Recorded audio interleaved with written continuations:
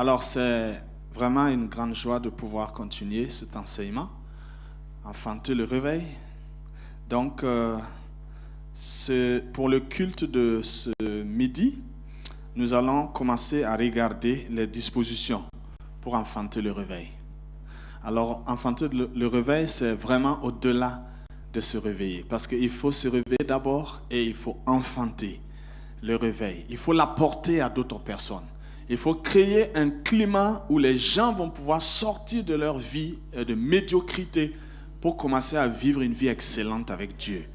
Et ça, c'est possible tel que soit l'environnement dans lequel vous vivez. C'est pourquoi aujourd'hui, nous allons regarder l'exemple de Anne, regarder l'environnement dans lequel elle a vécu et regarder comment est-ce qu'elle a enfanté le réveil. Et nous allons pouvoir aussi regarder deux autres exemples avant la fin de ce message. Merci beaucoup à Papa pour l'opportunité. Que le Seigneur vous bénisse abondamment. Alors, dans les dispositions pour enfanter le réveil, nous allons regarder quelques points, notamment savoir discerner et saisir la sémence du réveil. Ensuite, chercher à satisfaire Dieu prioritairement. Et enfin, peut-être pour le troisième culte, nous allons regarder le dernier point, se détourner des idoles et chercher Dieu. Amen. Seigneur, nous voulons te remercier parce que c'est encore un merveilleux moment avec toi. Chaque fois que ton peuple se réunit, tu es présent et tu viens pour faire du bien à ton peuple. Ta parole nous déclare que quand tu envoies ta parole, elle n'est point pour nous juger ou pour nous condamner, mais elle vient pour nous justifier. Et c'est pourquoi nous voulons nous disposer afin de recevoir cette merveilleuse parole de Dieu qui est la sémence incorruptible pour changer nos vies. Et nous voulons, Seigneur, te dire merci parce que tu es fidèle et tu vas te glorifier parmi nous au nom de Jésus-Christ. Amen. Alors ce matin, nous avions vu ensemble quelques signes du sommeil spirituel en nous basant sur 1 Samuel chapitre 2. Et maintenant, nous allons revenir au chapitre 1 pour regarder les dispositions pour enfanter le réveil. Chapitre 1 de 1 Samuel, nous lisons verset 3 et jusqu'au verset 18.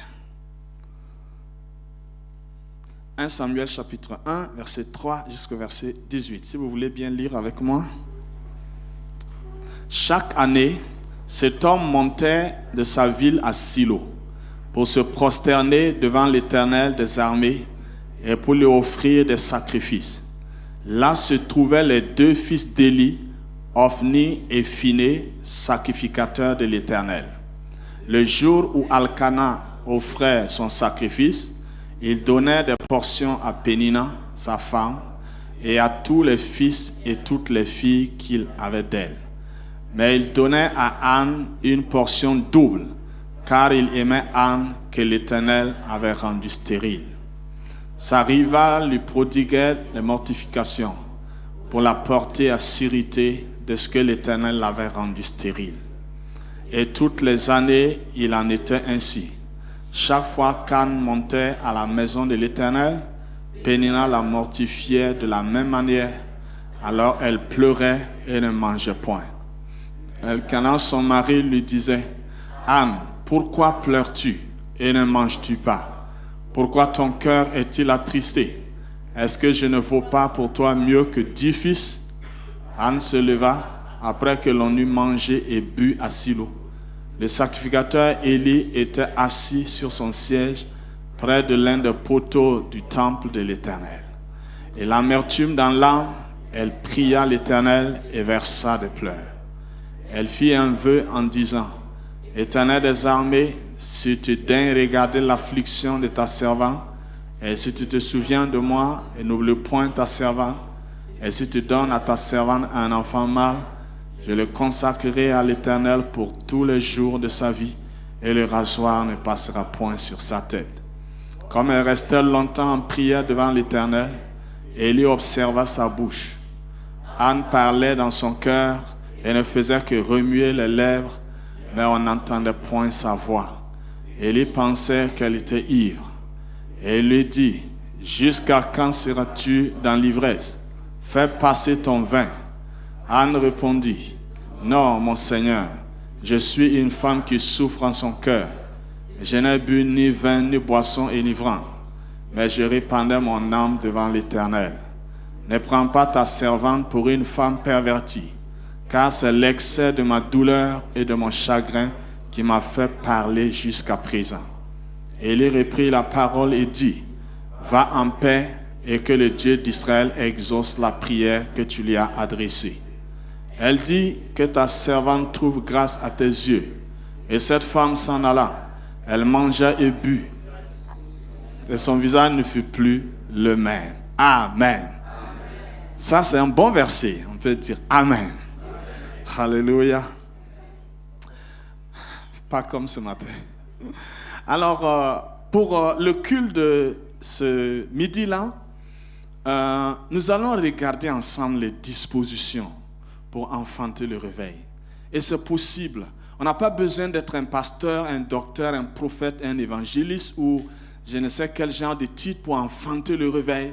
Si tu es un chrétien né de nouveau, qu'on connaît le Seigneur Jésus-Christ, nous sommes fertiles, nous sommes féconds, nous sommes capables d'enfanter pour les autres personnes. C'est ça l'intitulé « Enfanter le réveil ». Parfois, les gens accusent leur environnement. Ils accusent leur milieu, ils accusent leur église, ils accusent leur pasteur, ils accusent parfois leur continent en disant que ici c'est ceci, c'est cela, c'est difficile, c'est compliqué, ce n'est pas comme chez vous. Bien-aimés frères et sœurs, je voudrais vous dire qu'il ne s'agit pas de votre environnement, ni de vos relations, il s'agit de votre être intérieur, il s'agit de votre cœur, il s'agit du lieu secret où vous rencontrez Dieu, où personne ne peut vous troubler. Aucun homme ne peut vous perturber dans le lieu secret. Même Satan et les démons, même votre pire ennemi, même votre femme, votre mari ou vos enfants n'ont pas accès à ce lieu secret-là. Il s'agit d'un endroit caché que Dieu a préparé dans votre vie où c'est lui et vous seul. Et donc, il faut dans un premier temps arrêter d'accuser l'environnement, d'accuser les relations, d'accuser la famille, d'accuser les pasteurs, ainsi de suite. Tout se passe dans ton cœur. Et l'exemple de Anne est un exemple très parlant. Et l'histoire de Anne, très souvent, on n'explore pas tous les coins et les recoins de son histoire. On voit seulement une femme qui était stérile, et une femme qui souffrait, et entre-temps une femme qui a fait un vœu à l'Éternel, et puis l'Éternel lui a donné un enfant qu'elle a remis à Dieu, et finalement elle a eu 5 autres enfants, et voilà. Mais quand vous regardez de très près la vie de cette femme, d'abord l'environnement dans lequel cette femme a vécu, vous allez vous rendre compte que peut-être elle était dans un environnement beaucoup plus difficile que ce que nous vivons aujourd'hui. C'est pourquoi vendredi et le culte de ce matin, nous avons donné les signes du sommeil spirituel. Elle vivait au milieu de toute cette situation chaotique. Imaginez une église que vous fréquentez, où quand vous arrivez, vous êtes pillés littéralement. Parce que ce qu'on a vu ce matin, les gens venaient avec leurs sacrifices, leurs offrandes, et le sacrificateur venait, il prenait de force ce que lui il voulait, avant même que ça soit offert à Dieu. Littéralement, c'est comme si vous arrivez à l'église avec votre dîme, et puis les pasteurs vous rencontrent avant même qu'on collecte la dîme, et qu'on prie pour la dîme, ils vous croisent, et puis ils vous disent, mais c'est combien tu as amené pour donner à Dieu aujourd'hui? Vous dites que c'est 100 €, et ils disent, donne ça tout de suite. Vous dites, non, attendez, quand le temps de la dîme va arriver, je vais apporter, on va prier, et puis après, vous allez vous en occuper. Du non, je prends de force, parce que j'ai besoin de ça tout de suite. Si vous vivez dans une église pareille, aujourd'hui, vous allez quitter cette église. Il y a des gens même qui quittent l'église parce que simplement, on a demandé de faire des contributions financières, on a dit de faire quoi, et dit non, tout doit être gratuit, ils quittent. Toi, tu dors chez toi, c'est gratuit? Oui, mais il y a des dépenses dans l'église. Est-ce que vous comprenez? Mais les serviteurs de Dieu ont égard aux choses sacrées. Donc, ils vont suivre l'ordre normal. jusqu'à ce que vous mettez vos dîmes, vos offrandes. Après, ils vont prier pour vous, pour que vous soyez bénis. Et après, ils vont utiliser cela pour le ministère. C'est ce qui devait se faire au temps de Élie. Mais ses enfants étaient pervers. Les gens arrivent avec leur offrande et disent non, on prend la viande, même crue. On n'attend pas qu'on brûle la graisse pour Dieu. On vous force, on vous pille, littéralement. Et donc, votre sacrifice est gâché comme ça. Vous ne pouvez plus continuer. Il faut que vous recommencez avec un autre animal. Elle vivait dans ce climat. Et la Bible dit chaque année, son mari, sa coépouse et elle vont ensemble. À la maison, c'est chaud. Vous êtes là, vous êtes seul avec votre mari et c'est un problème. Elle avait une autre femme avec elle. Vous êtes seul avec votre mari parce qu'il a serré la mine, vous ne priez pas toute la semaine. Elle était là avec une coépouse qui a des enfants. Et la Bible dit qu'elle avait des fils et des filles. Elle était comblée. Elle n'en avait pas. Et sa coépouse la mortifiait continuellement. Le jour même qu'il se lève pour aller à Silo, c'est ce jour-là qu'elle va parler d'une manière. Pour certaines femmes, elles vont dire, bon, ce matin, je ne suis pas dans ma peau, je ne peux pas aller à l'église, et allez-y, et après. Vous imaginez les raisons qui font que vous ne venez pas à l'église, vous ne participez pas aux activités, vous ne vous consacrez pas à Dieu. C'est trop léger par rapport à ce que cette femme a vécu. Elle n'est pas une femme maudite. Elle est juste une femme qui a trouvé grâce aux yeux de l'Éternel. Et parce qu'elle a trouvé grâce aux yeux de l'Éternel, l'Éternel l'a rendue stérile. Ce n'est pas Satan qui l'a rendue stérile. C'est ce que nous ne comprenons pas très souvent. Et nous baissons les bras. Vous êtes dans une situation délicate, difficile. Vous ne savez pas que c'est la grâce de Dieu qui a produit cela dans votre vie. Vous croyez que c'est Satan qui vous a attaqué. Vous croyez que c'est les sorciers qui vous ont touché. Les sorciers ne peuvent pas te toucher. La Bible dit ta vie est cachée en Christ Jésus. Un sorcier n'a pas accès à ta vie, ce n'est pas possible. À moins que tu aies renoncé à Jésus. Cette femme avait une grâce de Dieu. Et Dieu l'a rendue stérile à cause de cette grâce. Parce que Dieu ne voulait pas qu'un enfant vienne avant Samuel. Bien-aimés frères et sœurs, très souvent, nous ignorons totalement les plans de Dieu. Nous ignorons totalement les projets de Dieu. Et quand Dieu se lève et puis il veut faire quelque chose pour quelqu'un, Dieu même a des problèmes à cause de cela. Avant que tu comprennes, tu vas parler mal à Dieu, tu vas murmurer, tu vas regarder Israël. Dieu le fait sortir et dit, vous avez beaucoup souffert, 430 ans en esclavage, maintenant j'ai trouvé un bon pays. Dans ce pays, les gens mangent tellement que tout le monde, ils sont des géants. Il n'y a pas quelqu'un qui est maigre, il n'y a pas quelqu'un qui est court, tout le monde, c'est des géants. Parce que ce qu'ils mangent dans le pays là, c'est particulier. Donc je vais vous amener là-bas, je vais chasser ces habitants et je vais vous installer là-bas. Les gens sortent, ils ne pensent plus à ce projet. Tous les jours, le sable, le sable. On ne peut pas cultiver ici. On veut des concombres, on veut manger des ail, des oignons, ainsi de suite. Comprenez? Dieu lui-même, il est troublé, il est perturbé. Dis un peu de patience, je veux que vous traversiez simplement. Il y a un chemin court. Le problème, c'est que si vous prenez le chemin court, vous allez arriver vite sans avoir découvert ma puissance. Et quand vous allez voir les géants là, vous n'allez même pas oser rentrer. Donc, on prend le chemin long. Comme ça, vous allez avoir le temps de me découvrir de quoi je suis capable. Et quand vous allez affronter les géants, vous n'aurez plus peur et vous allez les chasser. En prenant le chemin long pour leur bien, c'est dans ce chemin long-là qu'ils vont parler mal à Dieu. Dieu va se contenir, ils vont exciter la colère de Dieu. Dieu va se contenir, ils vont continuer à exciter. Finalement, Dieu n'en peut plus et Dieu frappe. Et la plupart est mort dans le désert. Un projet que Dieu conçoit pour toi peut te créer des problèmes. Mais dans ce problème, Dieu veut que tu le découvres, que tu le connaisses. Parce que le vrai réveil, c'est ça. C'est connaître Dieu. Ce n'est pas faire des choses, c'est le connaître d'abord. Quand tu te réveilles, c'est pour t'attacher à Dieu. Ce n'est pas pour faire des choses. Non. Une fois qu'un homme connaît Dieu, Dieu est capable de faire tout à travers lui. Parce que ce n'est pas nous qui faisons l'œuvre de Dieu. C'est Dieu qui fait son œuvre à travers nous. Mais tu ne le connais pas. Il va faire comment? Maintenant, pour le connaître, des situations difficiles vont arriver. Donc, cette femme, à la maison, c'est chaud. Elle arrive à l'église, c'est chaud. Les gens de la maison, elles voient la méchanceté. Elle arrive à l'église, elle voit aussi la méchanceté. Elle voit les moqueries à la maison, elle arrive à l'église, elle voit les moqueries aussi. Ça veut dire qu'elle est dans une période de sa vie où elle n'a pas de repos. Elle ne sait pas où reposer sa tête.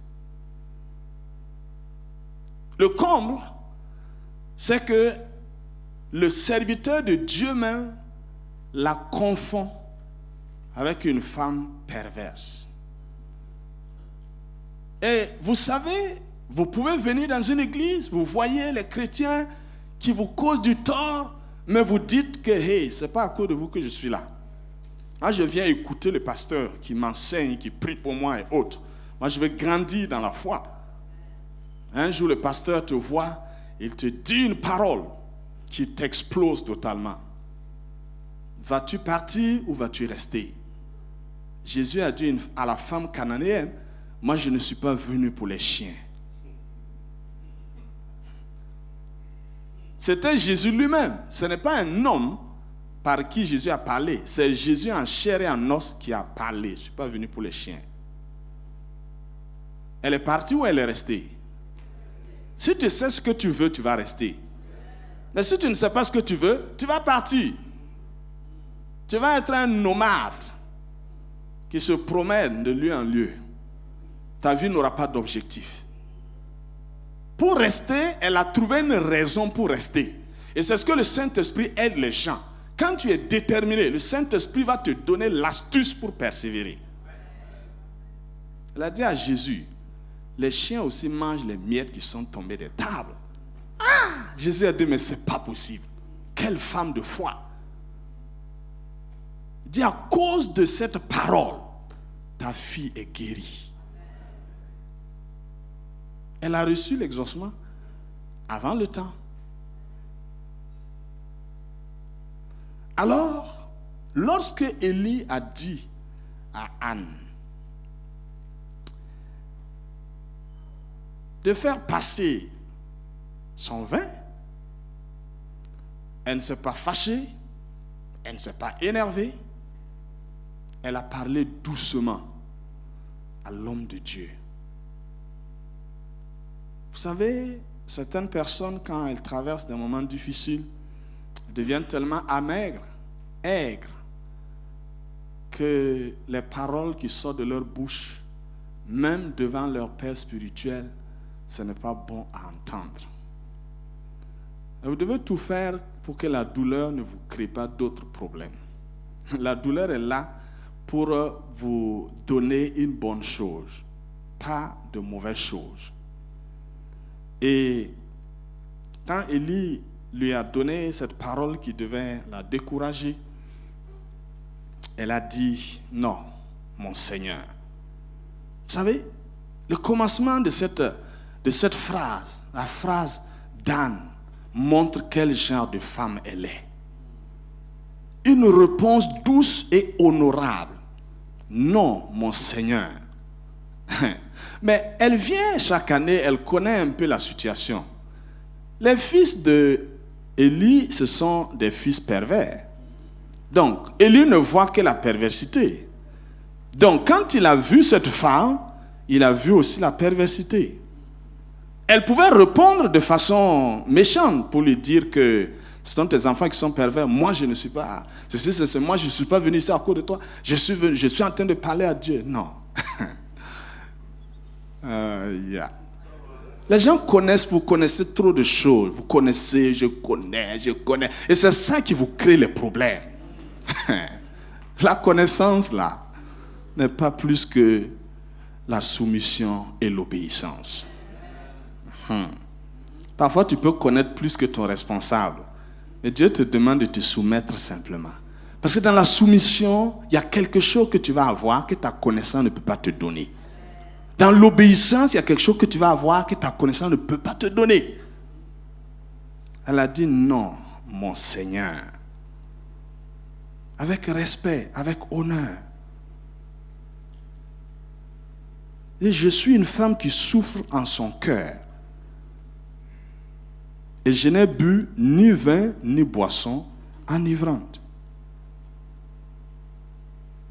Elle n'a pas mangé. Les gens ont mangé, les gens ont bu. Elle n'a pas mangé. Son mari même l'a encouragée à manger. Elle a dit non. J'ai une autre faim, j'ai une autre soif. Tant que cette faim et cette soif n'est pas étanchée, je ne peux pas manger et boire. Vous savez, beaucoup d'entre nous sommes dans un gène mécanique et c'est ça qui nous fait souffrir. Quand tu gênes et que à l'heure fixée, tu ne peux même pas arriver, c'est un gène mécanique. Quand le vrai gène arrive, quand l'heure même d'arrêter le gène là arrive, là, toi-même tu oublies que l'heure est arrivée. Tu continues. Il y a des gens, ça chauffe tellement, ils font 3 jours de gêne sans savoir. Vous savez, quand Jésus a rencontré Saul sur la route de Damas, comme je l'ai dit vendredi, toute sa vie, tout son engagement, toute sa consécration, tout son système religieux a été multiplié par 0 à cause de cette rencontre. Jésus ne lui a pas dit de gêner.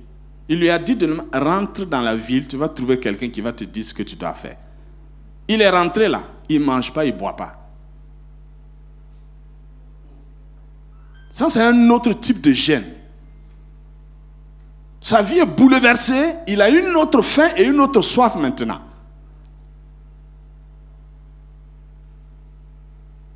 Il n'a plus Dieu. Il se rend compte véritablement que lui, il a été aveugle toute sa vie.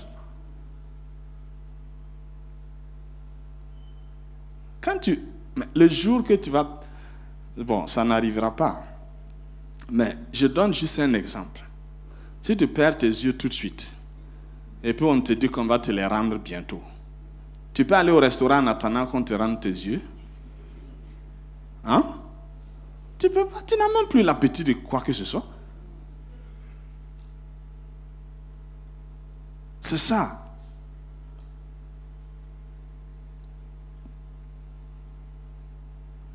Il faut que nous ayons une faim et une soif de la personne de Dieu. C'est important. Il y en a qui ont faim du ministère, qui ont soif du ministère. Il y en a qui veulent juste que Dieu les utilise. Tu vois, ils veulent voyager partout dans le monde, prêcher la bonne nouvelle, ainsi de suite. Ça, c'est une autre faim, une autre soif qui n'a rien à voir avec Dieu. Il faut savoir que Dieu, il est jaloux même jusqu'au ministère. Si ton ministère devient plus important que Dieu, il y a un problème.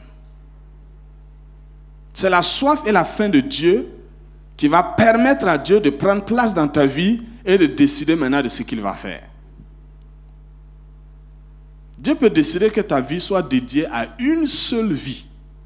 Et quand tu l'as accompli, c'est bon. Il n'a pas besoin que tu voyages dans tous les continents. Non. Ta vie a été dédiée à une vie, tu as achevé, c'est fini. Ce que cette vie va faire là, ça va t'étonner.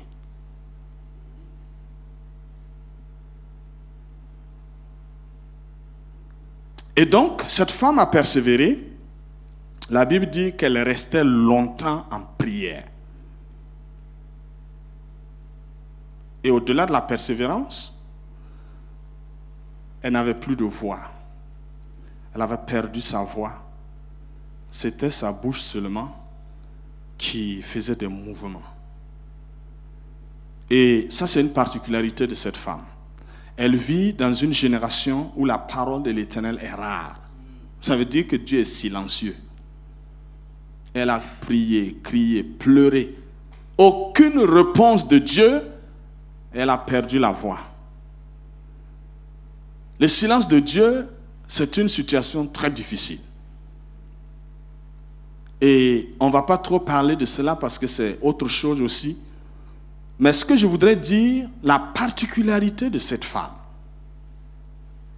la Bible, il n'y a pas un verset de la Bible qui nous dit que Dieu a parlé à Anne. En dehors de la parole que le sacrificateur lui a donnée, là, va en paix là, et que l'Éternel exauce ta prière. Et son visage n'a plus jamais été le même. Vous n'allez pas voir Dieu qui converse avec cette femme.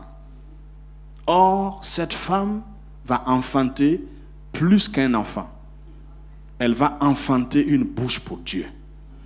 À partir de ce qu'elle va enfanter, Dieu va commencer à parler à tout le monde. Même quand cette femme vient remettre l'enfant dans le temple, Dieu ne va pas lui dire « Ah, merci, tu as fait une bonne chose ». Combien d'entre nous sont là en train de dire « Dieu ne me parle jamais, Dieu ne me parle jamais ». Est-ce qu'il a besoin de te parler? Véritablement, est-ce qu'il a besoin de te parler? Il a besoin de te rendre compte? Il a besoin de t'expliquer tout ce qu'il va faire? Non. Il est fidèle. Il te demande de lui faire confiance simplement. De lui faire confiance. Donc, cette femme, elle est dans un environnement de silence de Dieu. Elle n'a pas de parole prophétique, elle n'a pas de vision, et tout ce qu'elle voit autour d'elle, c'est le chaos, mais elle va continuer une vie de consécration. Le piège de nos églises réveillées, c'est de vouloir toujours que Dieu dise un mot. Et quand il ne veut plus dire un mot, nous allons dire le mot à sa place. C'est pourquoi on a beaucoup de prophètes aujourd'hui. Mais l'église n'avance pas. Prophète ceci, prophète cela, prophète ça, mais ça n'avance pas. Normalement, un seul prophète dans une ville ou dans un pays, ça doit bouger. Aujourd'hui, on peut avoir 100 prophètes et puis ça dort partout. Parce que les gens parlent quand Dieu ne parle pas. Et au moment où Dieu veut parler, on se tait maintenant. Ce que je voudrais dire, le silence de Dieu ne doit pas vous arrêter. Le silence de Dieu ne doit pas vous faire douter de son amour, de sa puissance. Ce n'est pas parce que Dieu va vous parler maintenant que vous allez savoir qu'il vous aime. Non. Les gens sont venus à l'église, on leur a donné une parole prophétique et dit « Ah, vraiment, aujourd'hui j'ai vraiment su que le Seigneur m'aime. » Ça c'est l'ignorance. Il a besoin de te parler par une prophétie pour que tu saches qu'il t'aime. Non. La Bible dit qu'il a déjà prouvé son amour envers nous. Parce que lorsque nous étions pécheurs, Christ est mort pour nous. Dieu a déjà donné ses preuves. Il n'a plus besoin de faire autre chose pour te prouver qu'il t'aime. Non. Il l'a déjà fait à la croix et c'est une œuvre achevée. Il te demande de croire simplement. Non, si tu me parles, je vais savoir que tu m'aimes. Si tu exauces ma prière, je vais savoir que tu m'aimes. Si tu me donnes du travail, je vais savoir que tu m'aimes. Si tu me guéris, je vais savoir que tu m'aimes. Non. Il n'a plus besoin de faire ça. Parce que si il fait ça pour te montrer qu'il t'aime, ça veut dire que la maison ou la voiture ou le travail ou le mari est plus important que l'œuvre de la croix. Il n'y a pas de comparaison possible. Si tu n'es pas capable de croire à l'œuvre de la croix comme étant la plus grande preuve d'amour pour toi, Jésus même l'a dit clairement, un homme peut mourir pour ses amis, n'est-ce pas? Mais qui va mourir pour ses ennemis? Lui, il est allé mourir jusqu'à ceux qui blasphémaient contre lui. Si tu n'es pas capable de croire que ça c'est une preuve d'amour, alors Dieu ne te donnera pas d'autres preuves. C'est ce que les gens ont dit. Et il faut faire un miracle. Comme ça, on va croire en nous. Jésus a dit non. Aucun autre miracle ne vous sera donné que le miracle de Jonas, qui est rentré dans le ventre du poisson. Il a fait 3 jours et puis il est sorti. Ça doit vous suffire. Et c'était une parole pour notre génération. Pour nous dire, Christ est mort, 3 jours il est ressuscité. C'est pour nous, c'est par amour qu'il a fait tout ça. Il n'y a pas un autre signe qu'il faut demander. Il n'y a pas une autre preuve qu'il faut demander. Il faut croire à ça seulement. Anne a été ce type de chrétien, de chrétienne, qui a cru au Seigneur, qui a fait confiance au Seigneur sans rien exiger. sans donner de délai à Dieu, sans donner d'ultimatum à Dieu. Est-ce que vous comprenez? Il y a des gens qui ont déjà donné un délai à Dieu. Si tu n'as pas fait quelque chose là, je vais chercher ailleurs. Va chercher ailleurs, tu n'es pas le seul. Ou bien, tu vas diminuer Dieu en allant ailleurs? Non, tu es là, c'est pour ton bien. Si tu t'en vas, tant pis pour toi. Ce que tu as laissé là, Dieu va amener quelqu'un de mieux que toi qui va faire mieux. C'est une grâce que Dieu t'a donnée. Donc reste là, sois patient.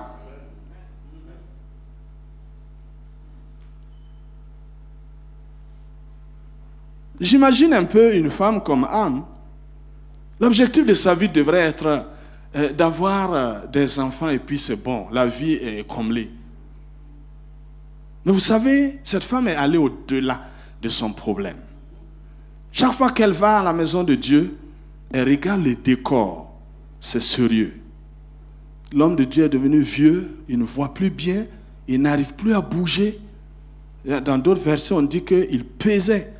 Élie lui-même, il était lourd. Quand il est assis sur son fauteuil, il a du mal à se lever. Tout est devenu en ralenti. Et les fils qui devaient prendre la relève, c'est eux qui sont pervers. Anne vient, elle regarde tout ce décor-là, et puis elle regarde sa propre vie. C'est comme des choses qui sont similaires. Dieu aussi n'a pas de fils, comme moi aussi je n'ai pas de fils. Si Élie meurt, qu'est-ce qu'Israël va devenir? Alors elle a regardé, elle a comparé les deux situations, elle a dit, je vais faire une pierre deux coups. Tu me donnes un fils, je te donne ce fils-là pour régler le problème de ta maison.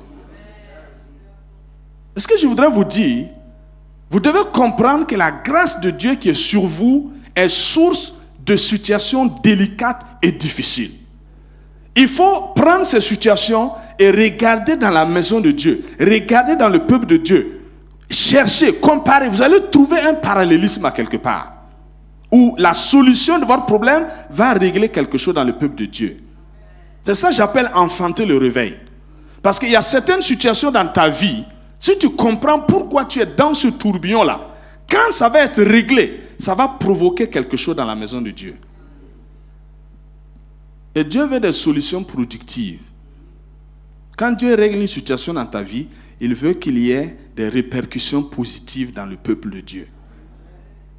Parce que le corps, c'est un ensemble d'organes qui travaillent de façon harmonieuse.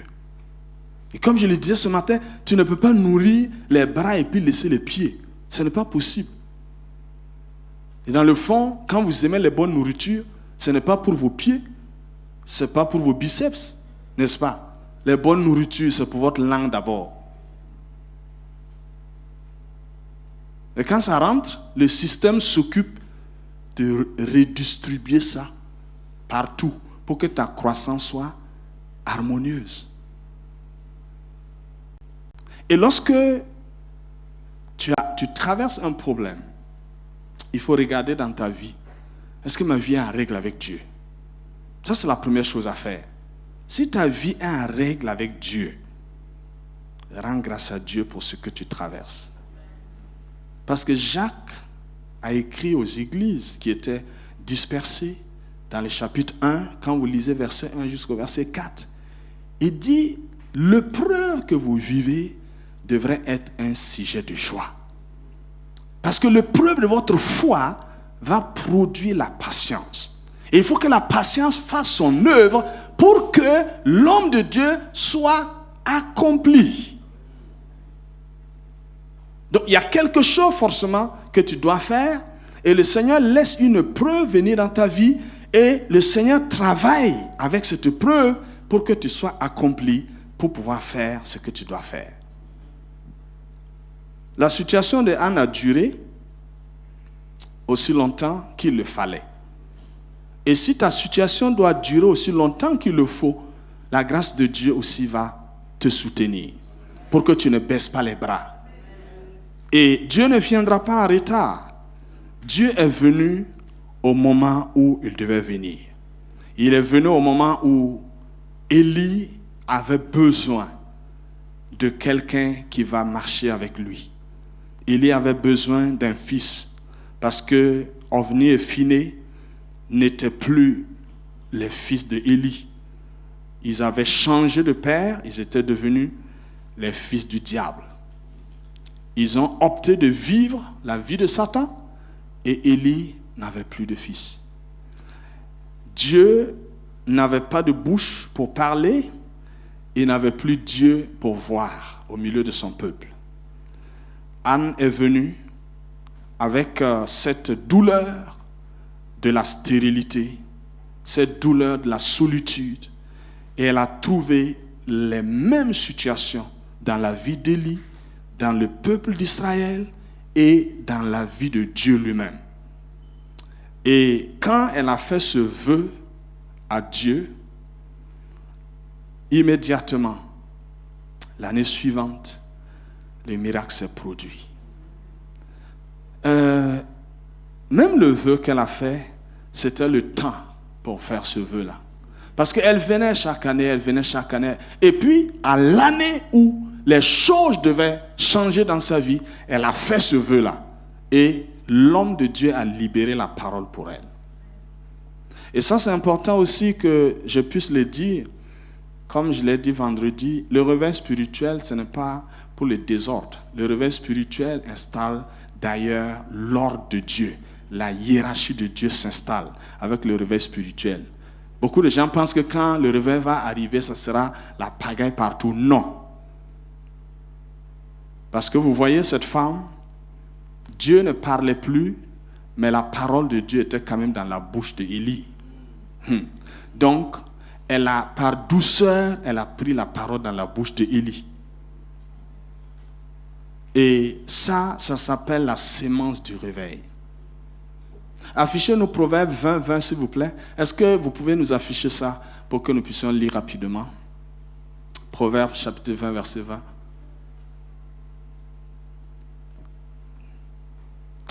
Si quelqu'un maudit son père et sa mère, sa lampe s'éteindra au milieu des ténèbres.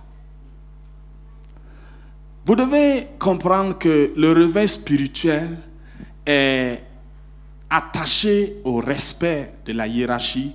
Le réveil spirituel est attaché à l'honneur, à la soumission et à l'obéissance de l'autorité que Dieu a positionnée dans votre vie. Et si Anne avait méprisé Élie à cause de l'erreur qu'Élie a faite, si elle avait maudit, parce que maudire, c'est dire du mal simplement. Voilà. Si elle avait dit du mal, elle avait répondu méchamment à Élie, alors sa lampe allait s'éteindre au milieu des ténèbres. Si tu veux te réveiller, il est important que tu tiennes ferme dans tes moments difficiles, mais il est important que tu honores l'autorité. Il est important que tu sois dans un système. Il ne faut pas que tu sois déconnecté. Voyez, l'organe qui se déconnecte du corps, c'est un organe qui va mourir. Avant qu'il meure, on va venir le couper. Parce qu'il va créer des problèmes à d'autres. Vous savez ce que c'est que le cancer? Des cellules immatures qui se multiplient avant leur temps. Si on ne les enlève pas, ils vont infecter tout le corps. Et les gens qui ne se soumettent pas à l'autorité, qui ne rentrent pas dans le système de Dieu, ils deviennent comme cela. Et leur lampe s'éteint au mauvais moment. Et cette femme, vous voyez, on dit qu'elle a mangé, elle a bu, et son visage n'a plus été le même. Parce que la parole qui est sortie de la bouche d'Élie, va en paix, a déchargé son chagrin, enlevé sa douleur, enlevé son amertume, sa douleur est partie. Et que l'Éternel t'exauce. Elle a reçu la sémence. Et puis, l'année suivante, quelque chose s'est passé dans sa vie. Alors je voudrais t'encourager, toi qui vis une situation comme la vie de Anne. Je ne sais pas quel problème tu as, mais je voudrais te dire que ce n'est pas forcément Satan qui est responsable de cela. Il ne faut pas toujours indexer Satan. Il faut savoir que la grâce aussi peut créer des problèmes comme cela. Dieu est capable d'installer une situation difficile dans ta vie pour un objectif. Et si tu comprends cela, Reste dans l'action de grâce. Tu vas entendre toutes sortes de choses. Mais ceux qui parlent ne connaissent pas qui t'a appelé, qui t'a choisi. Mais toi, tu connais qui t'a appelé, qui t'a choisi. Attache-toi à cette personne. Parfois, vous entendez dehors les gens parler mal. Vous venez dedans, vous dites à Dieu de parler bon. Dieu ne peut pas suivre tout le monde. Lundi, on t'a parlé méchamment. Et mardi, il faut que Dieu te parle une bonne parole. Et tu te relèves. Mercredi, on parlait méchamment. Jeudi, Dieu doit parler une bonne... Non. Dieu te demande de lui faire confiance, simplement.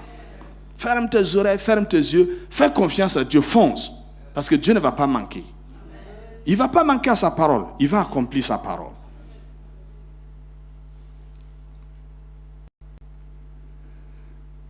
Alors, je vais terminer avec 2 autres exemples. C'est Élie. Vous pouvez noter, on ne va pas lire les passages.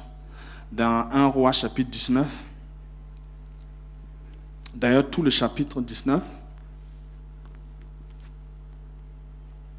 Élie était dans un environnement difficile aussi. Pour lui, tout le monde a abandonné l'Éternel. Et c'est les prophètes de Baal, prophètes d'Astarté. 850 faux prophètes réunis autour du roi. Ils mangent à la table du roi, ils prophétisent des conneries. Et le vrai prophète est là, personne ne se préoccupe de lui. Il a dit à Dieu, mais ce n'est pas possible. Ils ont tué tous les prophètes. Je suis resté le seul. Pourtant, le combat que Élie a mené, très peu de prophètes ont mené ce combat. Il a fermé le ciel, 3 ans et demi. Vous imaginez? C'est lui qui a égorgé tous ces faux prophètes-là. Et il s'est dit que maintenant, tout Israël a su que l'Éternel est Dieu. Je vais pouvoir me reposer. Je vais souffler un peu. Il est rentré pour dormir et paf, Isabelle envoie un messager. Elle a juré ce que tu as fait à mes prophètes là. Demain, je vais te faire la même chose. Et si je n'arrive pas à le faire, que les dieux, avec petit d, me traitent. Élie était épuisé. Vous savez, persévérer. Et comme Dieu a dit à Jérémie, si tu cours avec tu marches avec des piétons et puis ils te fatiguent, quand il te fera courir avec les chevaux là, comment tu vas faire? Ne dis jamais c'est assez maintenant. Ne dis jamais je vais pouvoir maintenant me reposer. Ne dis jamais c'est trop. Non, le repos c'est là-haut. Quand un problème est résolu aujourd'hui, il y a un autre qui se lève demain. Mais pour nous, ce ne sont pas des problèmes, ce sont des défis. Une vie sans défi est une vie médiocre. Toute vie excellente a des défis. Et il faut que tu sois toujours là pour relever le défi. Donc, Élie a relevé de grands défis que personne d'autre n'avait fait. Et maintenant, il a dit, bon, c'est bon, on se repose. Et paf, on lui dit, on va encore te tuer. Il a eu peur pour sa vie, il s'est levé et il a fui. Dans sa fuite même, il a dit un jour à Dieu, je ne suis pas plus que mes pères. Prends ma vie et qu'on s'arrête là. C'était un temps sombre pour lui. Et ça peut arriver aussi. Après de grandes victoires, vous pouvez tomber dans une profondeur incroyable. Ce n'est pas que vous avez péché ou quoi, mais c'est une fatigue. Parfois, il y a une fatigue comme ça qui arrive et vous avez juste besoin de vous reposer. Et dans ce besoin-là, s'il y a un combat qui est déclenché, vous avez besoin que quelqu'un vous aide, sinon ça va être difficile. Et Dieu a envoyé un ange pour l'encourager. Et quand il a mangé et bu, il a pu marcher 40 jours et 40 nuits jusqu'à la montagne de l'Éternel. Quand Dieu est venu, voyez verset 15, Dieu lui a dit, va et reprends ton chemin par le désert jusqu'à Damas. Et quand tu seras arrivé, tu oindras Azaël pour roi de Syrie. Tu oindras aussi Jéhu, fils de Nimshi, pour roi d'Israël, et tu oindras Élisée, fils de Shaphat, d'Abel Méola pour prophète à ta place. En fait, c'est une période où il est en train d'enfanter quelque chose. Les périodes les plus difficiles dans votre vie, faites très attention, ce sont les périodes fécondes. Les périodes les plus difficiles de votre vie vont vous faire enfanter quelque chose de précieux. C'est pourquoi il ne faut pas devenir médiocre parce que c'est difficile. Non, il faut tenir ferme. Il y a quelque chose de bon qui arrive. Un homme qui voulait mourir, alors qu'il a dans son sein, 3 hommes importants. Il doit enfanter ces 3 personnes-là. Et Dieu lui dit, il arrivera que celui qui échappera à l'épée de Hazaël, Jéhu le fera mourir. Et celui qui échappera de l'épée de Jéhu, Élisée le fera mourir. Mais je laisserai en Israël 7000 hommes, tous ceux qui n'ont point fléchi les genoux devant Baal et dont la bouche ne l'a point baisé. Et vous voyez, Élie partit de là et il trouva Élisée. Dans ce que Dieu lui a dit, il lui a parlé de roi d'abord jusqu'au prophète. Mais quand lui, il est sorti là, il est allé directement au prophète. Parce que le prophète, c'est sa vraie relève. Élie n'était pas un roi, il était un prophète. Et il doit enfanter le prophète d'abord. Et ensuite, il va aller enfanter le roi. Et quand le prophète qu'il a enfanté, Élisée, est sorti, vous voyez, il a pris la double portion de son onction et il a fait le double des miracles qu'Élie a accomplis. Ça, c'est un réveil. C'est-à-dire que la nation est passée à un niveau 2, qui est le double du niveau où la nation était avec Élie. Et on a vu quand Élisée est revenu, c'est lui qui a purifié Jéricho, c'est lui qui a enlevé la malédiction qui pesait sur Jéricho. Mais Élie est passé par là, mais il ne l'a pas fait. Mais quand Élisée est arrivé, il a ôté la malédiction qui était sur Jéricho. Il a fait encore plein de choses. Et l'exemple de Élie, comme l'exemple de Anne, nous enseigne que vous pouvez être réveillé dans votre environnement. C'est une bonne chose, mais ce n'est pas encore arrivé. Il faut que vous accouchiez quelque chose d'autre. Si votre réveil ne fait pas bouger la vie des gens, si votre réveil ne fait pas bouger la vie de l'Église, c'est un réveil qui n'est pas productif. Et dans le fond, il ne faut pas dire « Non, je cherche Dieu pour moi-même, c'est pour moi-même. » Non. Quand tu cherches Dieu, tu dois chercher Dieu, chercher son royaume. Ta vie s'améliore en suscitant d'autres vies. Satan est très subtil. Satan fait de sorte que certaines personnes, quand ils commencent à s'améliorer, à avancer dans la foi, ils commencent à se déconnecter des autres. Comme s'ils ont atteint un niveau de sainteté, ils ne doivent plus se mélanger aux autres personnes. C'est l'ignorance. Plus tu montes et plus ta vie spirituelle s'améliore, tu dois te connecter à plusieurs personnes. Les gens disaient à Jésus, mais comment toi tu manges avec des gens de mauvaise vie alors qu'on dit que tu es le Messie, on dit que tu es ceci, tu es cela. Jésus a dit, ceux qui sont bien portants n'ont pas besoin de médecins. Ce sont les malades qui ont besoin de médecins. Et lui, il est venu pour ça. Donc, quand ta vie spirituelle avance, il faut que tu accouches d'autres personnes. Et enfanter le réveil, c'est ça. Il faut que ta vie se déverse dans la vie d'autres personnes. Il faut qu'à cause de toi, l'environnement change. C'est facile de se plaindre que ça ne va pas chez nous, dans notre église c'est ceci, dans notre église c'est cela. Qu'est-ce que toi tu as produit? Qu'est-ce que tu as accouché? Qu'est-ce que tu as enfanté? Et comme on le dit, quelqu'un est rentré dans une réunion un jour, et se plaint que ça sent mauvais. Il a changé de place. Il dit non, ça sent mauvais ici. Il a changé de place ici, ça sent mauvais. Or, en venant, il a marché sur des excréments. Il a marché sur des excréments. Donc, en fait, partout, lui, il se déplace, l'odeur le suit. Le problème même, c'est lui. Ce n'est pas les autres. Quelquefois, c'est comme ça dans l'église. C'est facile de jeter le tort sur tout le monde. Il faut d'abord vérifier à ton niveau si ça va. Si ça va à ton niveau, aide les autres pour que ça aille aussi. C'est ce que Dieu nous demande. C'est ce que Jésus a fait. Il est venu pour nous aider à changer. Et enfin, c'est l'exemple de Philippe. Vous savez, Philippe a apporté un réveil à Samarie, mais il est passé par des moments très difficiles. Actes chapitre 8, verset 4, la Bible dit que ceux qui avaient été dispersés allaient de lieu en lieu, annonçant la bonne nouvelle de la parole.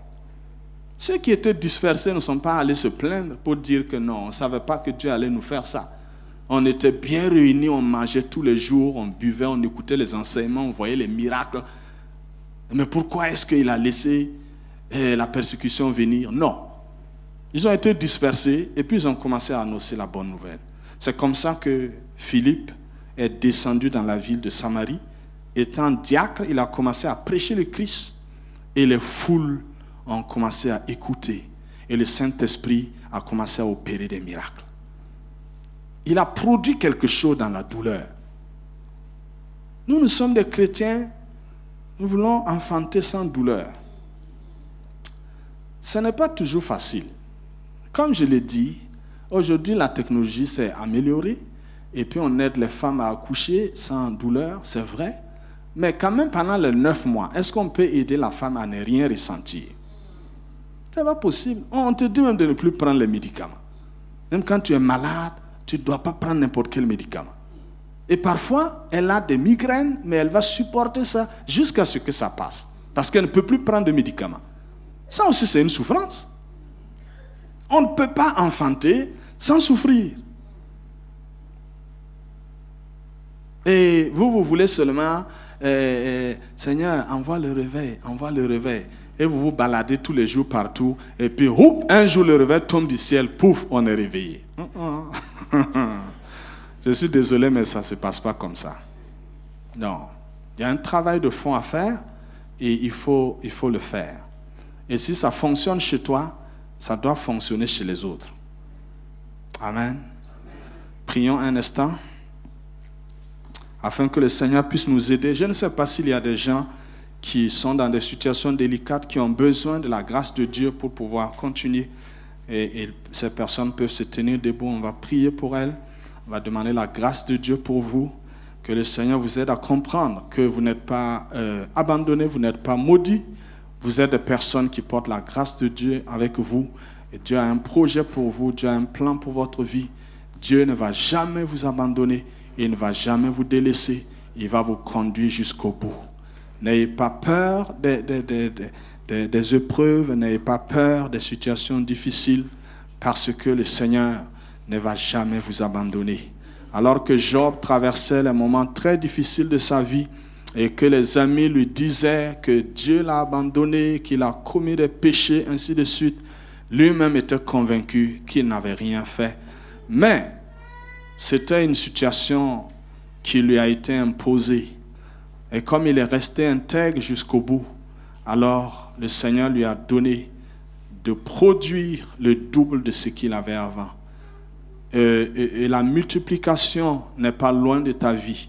Il faut juste que tu tiennes ferme, que tu persévères et tu vas voir la grâce de Dieu qui va se manifester dans ta vie.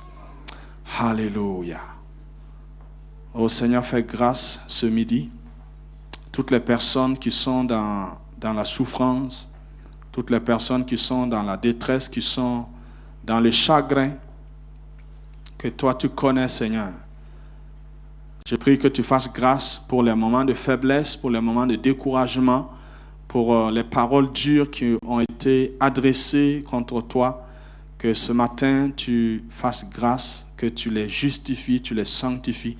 Pardonne leur ignorance, Seigneur, et que la révélation du Saint-Esprit leur soit donnée. Afin que, Seigneur, ces personnes-là puissent s'encourager elles-mêmes. Tenir ferme pour enfanter ce que, Seigneur, tu as mis en elles comme sémence. Au nom de Jésus-Christ de Nazareth, je commande à tout esprit de lourdeur spirituelle, de libérer leur vie au nom puissant de Christ Jésus. Tout esprit de découragement, je commande de libérer leur vie au nom puissant de Christ Jésus. Je commande à tout esprit de rétrograde de s'éloigner de leur vie au nom puissant de Christ Jésus. Et je prie, Seigneur, que tu libères ta grâce afin qu'elle se manifeste dans leur vie. Que, Seigneur, chacun soit énergisé dans sa foi. Chacun soit ragaillardi dans son homme intérieur. Que la puissance du Saint-Esprit fortifie chacun pour que, Seigneur, comme tu l'as fait pour Élie, que tu donnes à ces personnes-là d'être renouvelées aujourd'hui pour continuer la marche jusqu'à ta rencontre, Seigneur. Jusqu'au jour où leur vie va produire ce que le peuple de Dieu a besoin, ce que ta maison a besoin, ce que toi-même tu en as besoin. Excellent Père, nous prions que aujourd'hui même, chacun prenne des engagements, comme Anne l'a fait. Que chacun prenne des engagements à ton égard. Que chacun prenne des résolutions qui vont apporter le succès dans sa vie. Père, nous voulons te dire merci. Et nous voulons te rendre grâce parce que nous croyons que tu nous as déjà exaucés. Que ton nom soit béni au nom puissant du Christ Jésus. Ensemble, nous allons prier. Tu vas élever la voix et tu vas parler à Dieu. Tu vas demander à ce que Dieu fasse de sorte que ta vie enfante quelque chose. Nous sommes le 29 juillet 2018. Tu vas demander une grâce de Dieu pour que le 29 juillet 2019, tu aies un témoignage. Parce que tu as enfanté quelque chose pour la maison de Dieu. Tu as enfanté quelque chose pour le royaume de Dieu. Si tu demandes cette grâce, Dieu le fera. Alléluia. Alléluia.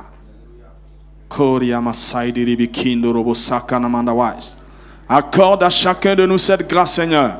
Accorde à chacun de nous cette grâce, Seigneur. Accorde à chacun de nous cette grâce, Seigneur. Que la stérilité cesse dans nos vies. Que l'infécondité cesse dans nos vies. Au nom puissant du Christ Jésus, rends-nous productifs, rends-nous féconds. Au nom puissant du Christ Jésus, donne-nous d'enfanter. Donne-nous d'enfanter pour ta maison. Donne-nous d'enfanter pour ton royaume. Donne-nous d'enfanter un réveil. D'enfanter un réveil. D'enfanter une œuvre. D'enfanter un ministère qui va faire bouger les choses. Qui va faire bouger les choses. Qui va faire bouger les choses. Au nom puissant du Christ Jésus. Père, nous te disons merci. Et te rendons toute la gloire. Parce que nous croyons que maintenant, Père, tu nous as déjà exaucés. Que ton nom soit béni. Que ton nom soit loué. Excellent Père, je te dis merci. Merci pour l'exaucement de la prière. Merci pour l'exaucement de la prière. Merci pour les témoignages. Merci pour les témoignages. Est-ce que tu permets à chacun d'avoir un témoignage? Oh Seigneur, d'être affermi à cause de ce témoignage. Merci de ce que tu réveilles ta maison. Est-ce que tu utilises ta maison pour réveiller d'autres maisons? Merci de ce que cette église va enfanter le réveil pour le Luxembourg. Au nom puissant du Christ Jésus. Saint-Esprit de Dieu, que cette grâce soit libérée et que cette grâce soit en marche pour la réalisation de la promesse de Dieu. Hosanna soit béni. Merci Père, au nom de Jésus-Christ. Amen. Soyez bénis.